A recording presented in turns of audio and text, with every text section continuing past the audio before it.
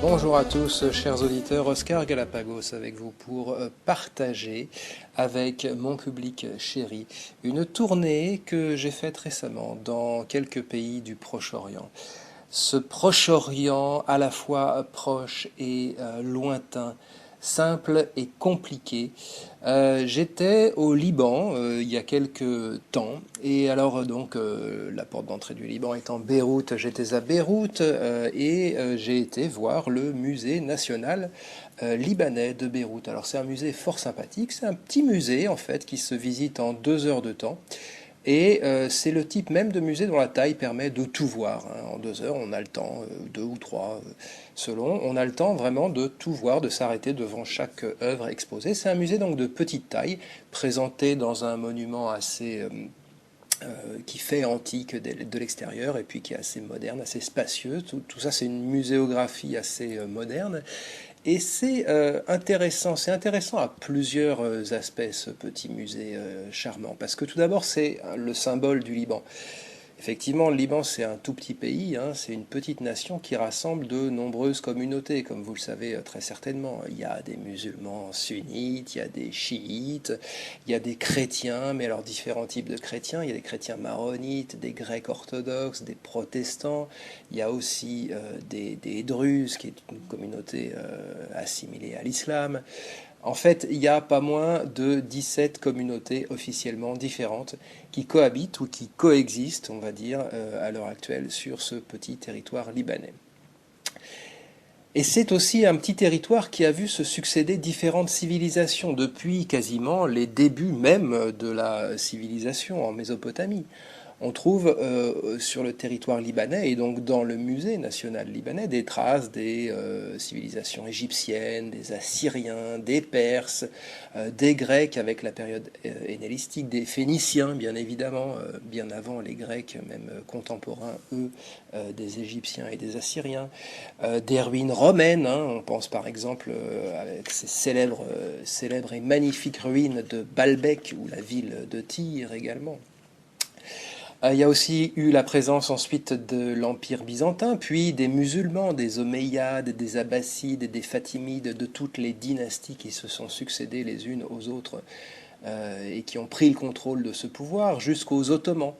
Et puis les croisés européens, hein, on peut aussi les mentionner, ils ont laissé ici des traces et des souvenirs. Voilà, hein, jusque à récemment, l'histoire récente avec l'ingérence, la pénétration, on va dire, des puissances occidentales, France et Angleterre, parallèlement à la décomposition de l'Empire ottoman.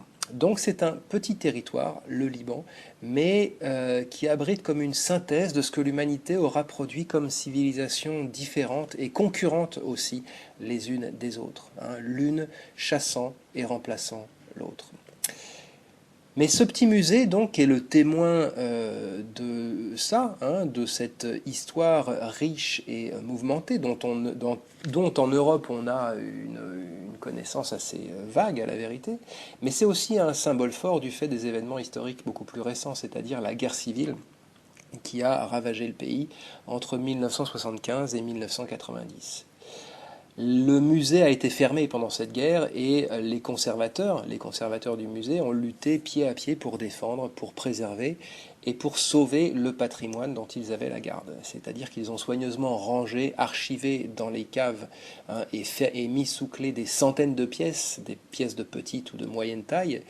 Et pour ce qui est des pièces de plus grosse taille, ils ont été jusqu'à couler dans l'enceinte même du musée, là où elles étaient, des coffres de béton autour de ces pièces qu'ils ne pouvaient pas déplacer. Donc les grandes statues égyptiennes, assyriennes, les sarcophages, hein, de l'époque romaine ou de l'époque hellénistique ont été mises sous chape de béton et sont restés comme ça pendant 15 ans, ce qui a permis de les protéger des déprédations et puis des tentatives de vol également, puisque telle ou telle milice faisant irruption dans le musée pour y prendre ses positions de combat, eh bien, pouvait être tentée également de faire main basse sur ce patrimoine. Donc à la fin de la visite du musée, il y a un petit film de 15 minutes qui est montré à ceux qui veulent et qui retrace de façon assez émouvante l'histoire mouvementée, non pas du Liban cette fois-ci, mais du musée national libanais et nous raconte en quelque sorte bien l'histoire de l'histoire. Alors, je sais bien que le Liban, chers amis auditeurs, ce n'est pas tout près et c'est pas non plus une des premières destinations touristiques. Et même si ce petit musée national est fort intéressant, croyez-moi, même s'il y a dans le pays par ailleurs des myriades de sites fort intéressants et des myriades de choses à faire, cela peut vous paraître fort éloigné de nous et de nos préoccupations quotidiennes. C'est vrai, effectivement. Bon, alors ça vous dépayse, c'est vrai, mais je me posais à ce propos une question. À quand les applications dédiées pour visiter de manière virtuelle tous les plus grands musées du monde? Bon, ça commence à se faire à la vérité un peu, j'en ai vu un certain nombre, mais on est encore loin d'une interactivité vraiment substantielle et d'une expérience de visiteur comme si on y était.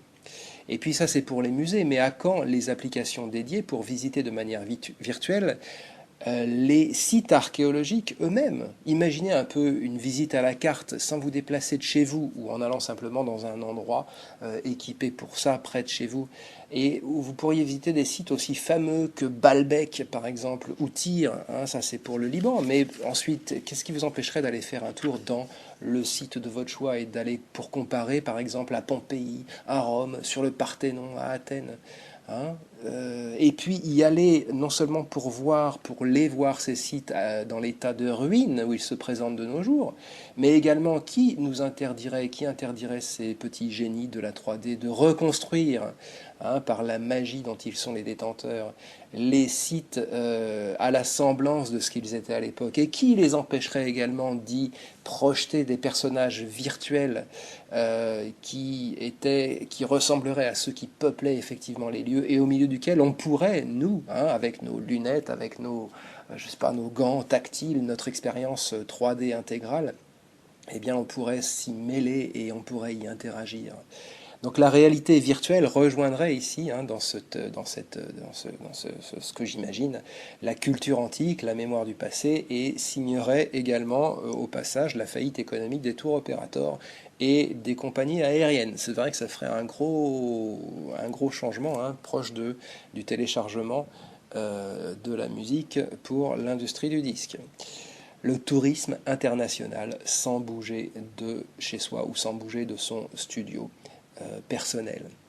Tous les sites, imaginez, tous les sites amérindiens, aztèques, toltèques, métèques, mayas, incas, l'Inde, la Chine, le Japon, ce que vous voulez, ces civilisations anciennes s'inviteraient chez nous au gré de nos clics et de nos explications savantes et érudites qui pourraient être rajoutées par-dessus, qui pourraient être proposées pour donner à ces explorations une tonalité un peu culturelle et un peu intelligente. Voilà ce que j'ai en tête, voilà ce dont je rêve, voilà ce que j'imagine, et je m'étonne de ne pas trouver de tels projets quand je navigue un peu sur le net. Alors c'est vrai que je ne cherche pas activement ce genre de choses, enfin je cherche un petit peu, j'ai cherché disons, mais sans plus, puisque je n'ai rien trouvé, j'ai laissé tomber. Mais donc je ne sais pas tout, et je fais appel à vous, mes très chers auditeurs et mes très chers abonnés, pour me signaler si vous avez rencontré un projet qui s'approcherait de ça et qui serait venu à votre auguste connaissance.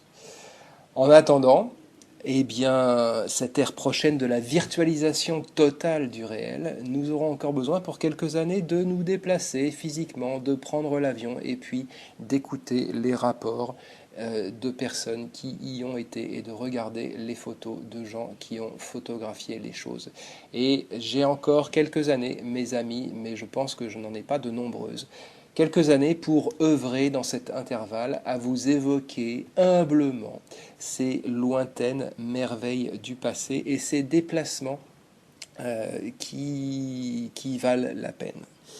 C'était Oscar Galapagos pour cette chronique quotidienne de la culture.